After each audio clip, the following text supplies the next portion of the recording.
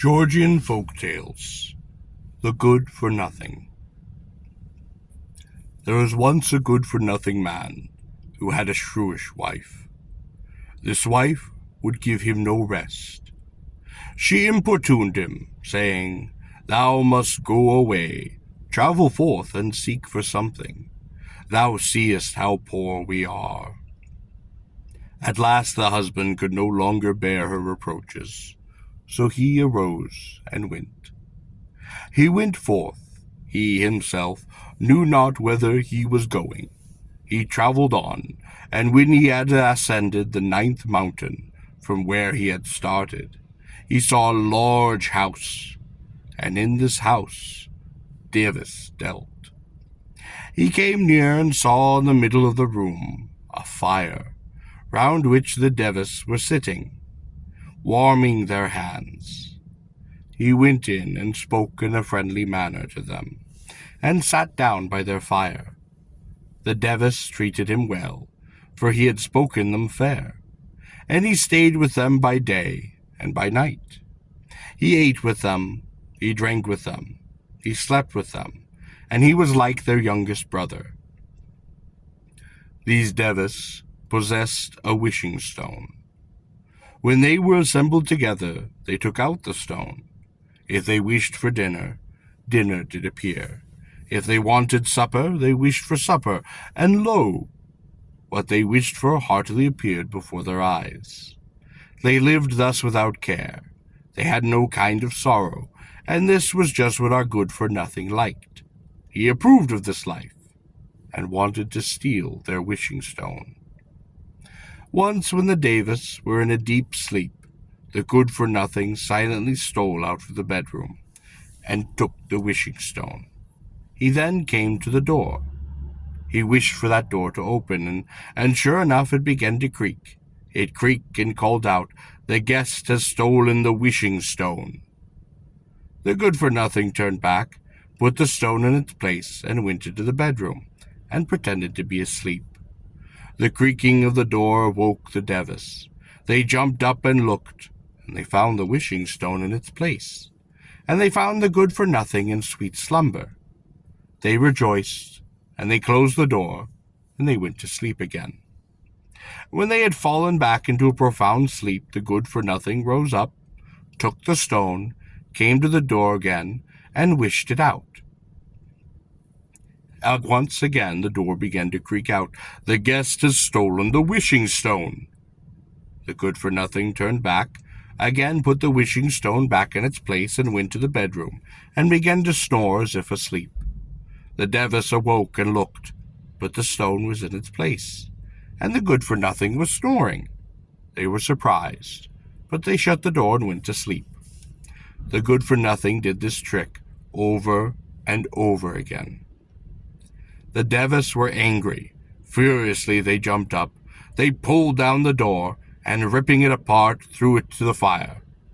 When the door was burned and the Davis slept again, the good-for-nothing rose up, put the wishing stone in his pocket, and left the house. The next morning, when the Davis awoke, they saw that neither the good-for-nothing nor the wishing stone was there any longer. They looked everywhere, but could not tell whether heaven or earth had swallowed them, so they learned nothing. And the good-for-nothing went upon his way joyfully. He no longer had any care or thought. He rejoiced that now he could live without trouble. He went on, and met upon the road a man with a big stick. This man said, "Brother, give me something for to eat." The good-for-nothing put his hand within his pocket, took out the wishing stone, and he wished, and there appeared before them everything ready for eating. When they had finished their meal, the man with the stick said, "Come, I will exchange my stick with thee for this stone." "What is the use of thy stick?" inquired the good-for-nothing. "Oh, if anyone stretches out his hand and calls, 'Out, stick!' the stick will fall upon the person in front of its master." The good-for-nothing made the exchange, and went away a short distance. And then he said, "Out, stick!" and it stretched out towards its former master, and it struck him until all of his bones were made soft. When he had been well beaten, the good-for-nothing came back, took the stone, and went upon his way with the stick. He went on and saw a man with a sword, who said, "Brother, give me something for to eat." So the good-for-nothing took out his wishing stone, and immediately meat and drink appeared before them.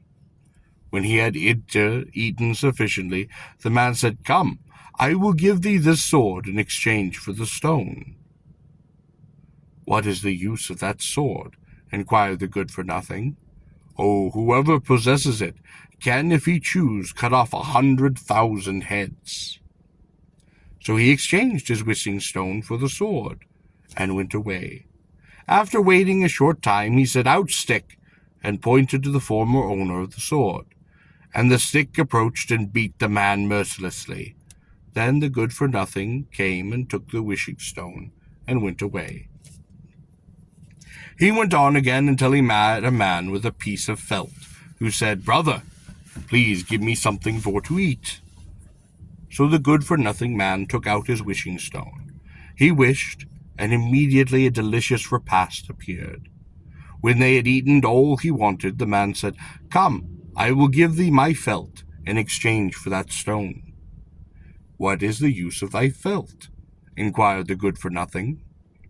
"If a man's head is cut off, one only has to take a piece of this felt and apply it, and his head will stick on again, and he will live." The good-for-nothing gave him the stone, and took the felt, and then went away. And when he had gone a little way, he said, "Out, stick," and the stick did fly, and beat the man till he was like a wrinkled quince. Then the good-for-nothing took his stone, and travelled on. At last he came back to his home, and he placed the stick behind the door, greeted his wife, and spoke thus, "Wife, see what I have brought thee." And he showed her the sword, the felt, and the wishing stone. His wife looked on him with contempt, and opened her mouth, and cast all the dirt in the world upon his head. The good-for-nothing bore it till he could bear it no longer, and then called, "Out, stick!"